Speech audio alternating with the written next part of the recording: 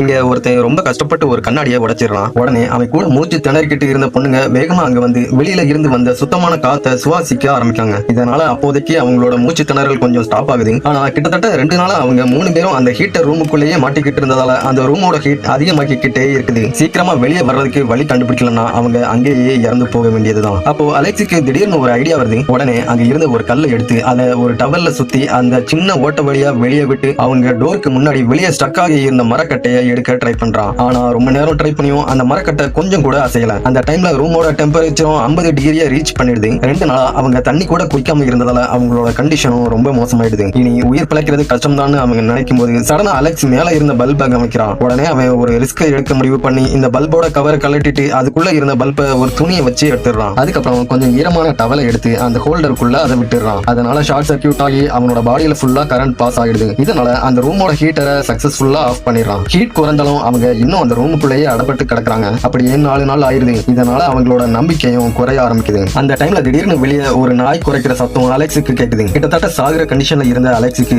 அதை கேட்டதும் திரும்பவும் சின்னதா ஒரு நம்பிக்கை வருது. வெளியே நாய் இருந்தா கண்டிப்பா ஒரு ஆணும் கூட இருப்பாங்கன்னு நினைக்கிறான். உடனே 3 பேரும் கதவு பக்கத்துல ஓடி போய் காப்பாத்துங்கன்னு கத்த ஆரம்பிக்கிறாங்க. அப்போ வெளியே நின்ற நாயும் அவங்க சத்தத்தை கேட்டு தொடர்ந்து குறைச்சிக்கிட்டே இருக்குது. நாயோட சத்தத்தை கேட்டு அதோட ஓனர் அங்க வர்றாரு. உடனே அந்த பொண்ணுங்க இன்னும் சத்தம் போட்டு ஹெல்ப் கேட்கறாங்க. அந்த டைம்ல தூரத்துல பட்டாசு வெடிச்சிட்டு இருந்ததால அதோட சத்தத்துல அவங்க சத்தம் வெளியே கேட்காம போயிடுது. அதனால அவரு எதுவும் புரியாம அவரோட நாயை கூட்டிட்டு அங்க இருந்து திரும்பி போயிடுறாரு. இதனால அவங்களுக்கு இருந்த கடைசி நம்பிக்கையும் போயிடுது. அப்போ அதுல ஒரு பொண்ணு ஒரு கல்லை எடுத்து டெம்பரேச்சரை கண்ட்ரோல் பண்ற டிவைஸை உடைக்க போறா. ஆனா இன்னொரு பொண்ணு அதை உடைக்க வேண்டாம்னு அவளை ஸ்டாப் பண்றா. இதனால அவங்களுக்குள்ள தள்ளுமுள்ளு ஏற்பட்டதால அந்த கல்லு தெரியாம அவளோட தலையில பலமா பட்டுறது. இதனால அந்த பொண்ணு அங்கேயே விழுந்து இறந்து போயிடுறா. அதை பார்த்து அவன் பயந்து போய் கதறி அழுகுறான். உடனே கோபத்துல அந்த கல்லை எடுத்து அங்க இருந்த டெம்பரேச்சர் கண்ட்ரோலரை வெறித்தனமா உடைக்க ஆரம்பிக்கிறான். அப்படி அவ அடிச்சதால அவ்வளவு நேரம் ஸ்டாப் ஆகி இருந்த ஹீட்டர் எதிர்பாராத விதமா திரும்பவும் ஒர்க் ஆக ஆரம்பிச்சிருது. இதனால ரூம் ஹீட்டும் அதிகமாக ஆரம்பிக்குது. அதை பார்த்து அலெக்ஸ் மனசு உடைஞ்சு போயிடுறான். அவனோட உயிரையே பணையம் வச்சு ஸ்டாப் ஆக்கின ஹீட்டர் இப்போ திரும்பவும் ஆன் ஆனதால பயங்கரமா வெறுப்பாயிடுறான். உடனே ஒரு கல்லை எடுத்து அந்த ஹீட்டர் கனெக்ட் ஆகி இருந்த பைப் எல்லாத்தையும் உடைச்சிடறான். அப்போ சடனா ஒரு பெரிய பிளாஸ்ட் ஆகி அது மூலமா லாக் ஆகி இருந்த அந்த டோரும் ஓபன் ஆகிருது. ஆனா அந்த பிளாஸ்டால ஏற்பட்ட பயங்கர ஹீட்டால